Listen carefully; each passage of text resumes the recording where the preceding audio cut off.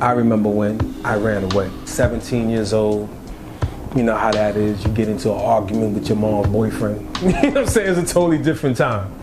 And I was like, yo, I'm leaving. God gave me another sign that day. I'll tell you how. So I ended up going to my friend's house, my friend Wayne, and I went over there with a suitcase. And I got into a big argument, and I was like, I'm leaving. And my mom was like, don't leave. And of course, the man's always like, he can go. So I got my bag together, suitcase. I called my boy Wayne. He was like, yeah, come on, you can bring your stuff over here. So I brought my stuff over to his house. Had the pep talk with him about what happened, and I had to leave. And you know what I'm saying? I don't need to live there. I don't want to live there no more. And he was like, well, you can stay with me for a little while, whatever the case may be. I was like, cool. And then I remember him talking about going out to the club that night. And it's on 14th Street. We went to Mars, I think it was.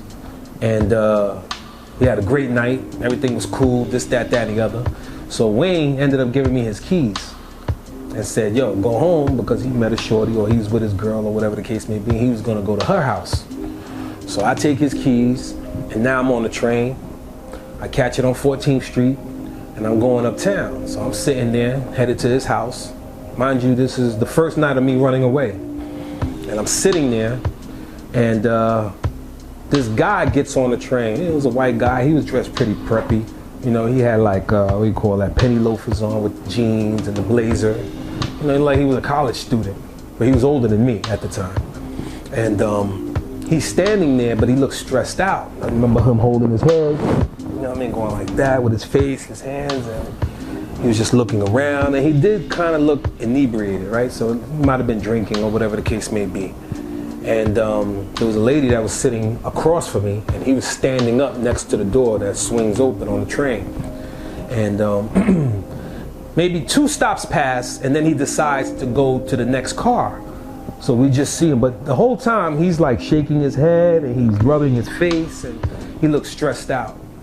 So then finally, he just gets up, and I'm on an express train. So, you know, you're talking about, you know, from one station to the next, it's a good 2-3 minute ride, right? So that's time, you know what I mean? And so it was enough time for him to start walking to the next car, and for some reason he just parked himself in between the 2 cars. So, you know, we're looking at him because we know something's up. We know he's stressed out, but we're not really paying him no mind because this is New York. We see that all the time, right?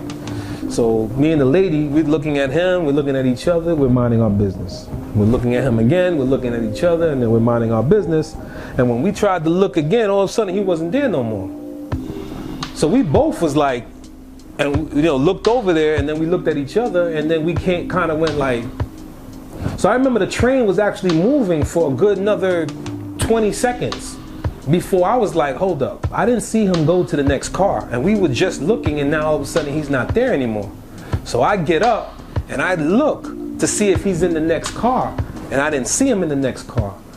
So I sit back down, and the lady looked at me as if saying, did you see him? And I was just like, I didn't see him. And she shrugged at me like, oh, well, good. I guess, you know, he should. Maybe we just didn't see him go to the next car, you know? And as soon as that happened, right before we were about to enter the station on the next stop, you hear the rumbling. And the train just stopped. Half of the train was in the station, the other half was in the tunnel. Of course, we were near the back of the train that was still in the tunnel. So automatically I was like, that was him. He fell in between the tracks. And I was like, I just saw somebody, and then I start talking out loud to the people that were on the train. I was like, I just saw the guy, he was standing right there. He just went in between the cars. We didn't see him go to the next car, and now the train is stopping. And then you hear the announcement, sorry for the inconvenience, folks. We'll try to get the train started, moving as soon as possible. We have debris on the tracks. So I'm just like, nah, that wasn't debris, that's him. He fell in between the cars on the train. And kind of like people wasn't believing us or whatever, because nobody really was paying attention. You know how people be in their own world on a train in New York. So then he goes over to the in between the cars. We hear the rumbling. The train stops. I look. I don't see anything. Boom. So now the train conductor is telling us to walk to the front of the train to get out into the station, because half of the train that we were on was in the tunnel. So we get out. We walk to the first train car that had the doors open, that was like right next to the entrance or the exit of the tunnel. So we get out, and me being nosy and being from New York and always being, adventurous, I decide to go into the tracks alongside the platform next to the train in the tunnel to see if that was him. And I'm walking, and then a couple of other people saw me as well. So then they all started following me, and now you have a whole train of people leaving the train, but looking at us in the tunnel, walking alongside the train to the back of the train to see if we see anybody. And then all of a sudden, we get to the last car on the side of the platform in the tunnel. We get to the last car, and I could see something in the middle of the track. So I keep walking, and it's getting closer, and it's getting closer, and not for nothing, it was like a horror flick. You just see his leg with the pants still on it, but the leg was by itself. It looked like spaghetti, and all of that was coming out of it. It looked like a prop from a scary movie. And just, it looked like ragu though. It was just all that blood and meat and bones and ligaments just coming out of and the leg was all twisted up. Like it was all broken, and he had his sock on, but there was no shoe. The shoe was up on the platform where we were standing. And so I saw the shoe right there and his leg right there. And when you look further into the tunnel, you could see something in the middle of the track, which we assumed was the body. So now people are freaking out. And I couldn't just turn around and go right back because there was so many people coming to see what happened, right? And mind you, none of these people work for MTA. It was just a whole bunch of nosy people who were on the train and wanted to see what was going on.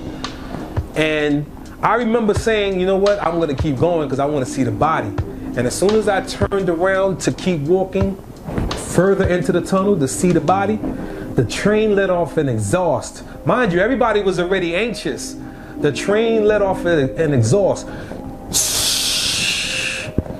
People started screaming, everybody started freaking out. One dude fell into the track, and everybody turned around and was trying to get out of the station now, because now you see a dead body, you see a part of a dead body, you know that the rest of the dead body is further down into the tunnel, and now the train just caught us all off guard.